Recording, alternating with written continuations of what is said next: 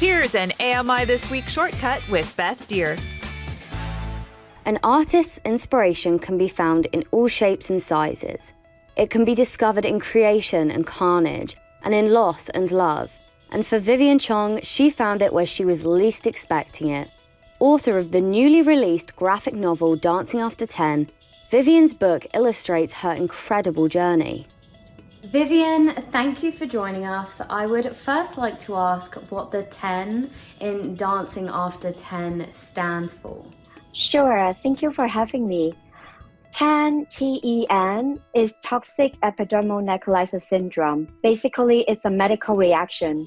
And in my case, it is a severe medical reaction to ibuprofen caused me to lose my sight. And it scarred the inside of my eyelid, on the top of my eyeballs, and on all my skin surface. Basically, everywhere that has moisture in the human, it was affected by this medical reaction. This medical reaction also caused complications with her hearing, her independence, and several relationships. Things that I used to know with sight, it's all changed. So to me, this dance is ongoing. It doesn't stop. Ever since this medical reaction happened, my life just keep going. So I adapt, I adjust, I change myself, and I gave myself a rebirth.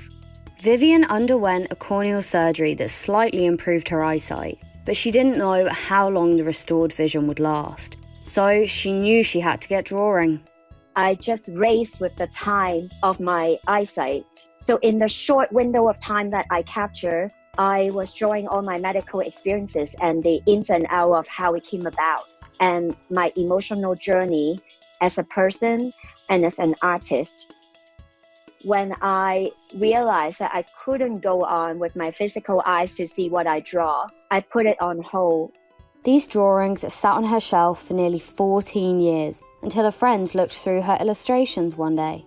She was so moved and she was crying, and she read it for over and over for 3 times, and she told me, we were gonna continue with this. So she helped me become my project coordinator, and we researched on a local artist we can collaborate with. Their research found a perfect collaborative match, comics artist Georgia Weber. What was your role, Georgia, when it came to Dancing After 10?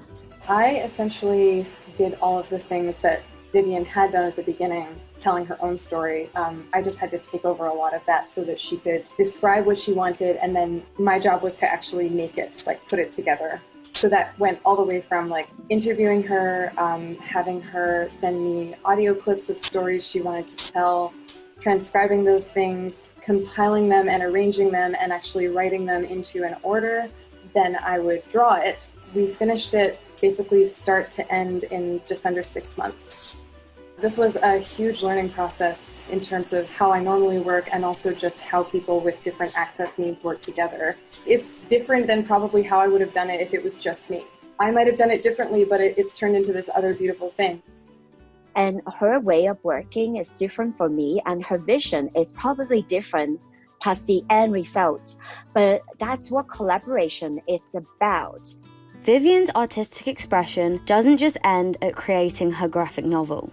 She dances, she plays the ukulele, and she even performed a one-woman show.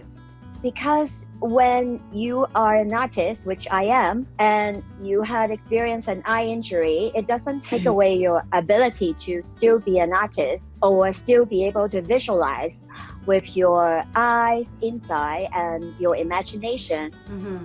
If your life circumstance change, doesn't mean you cannot do what you love to do. And if there is one thing that you want people to take away from watching this story and seeing you perform and reading your book, what is that?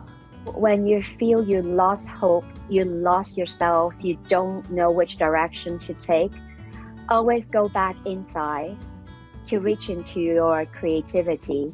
We all have it in however small amount you think.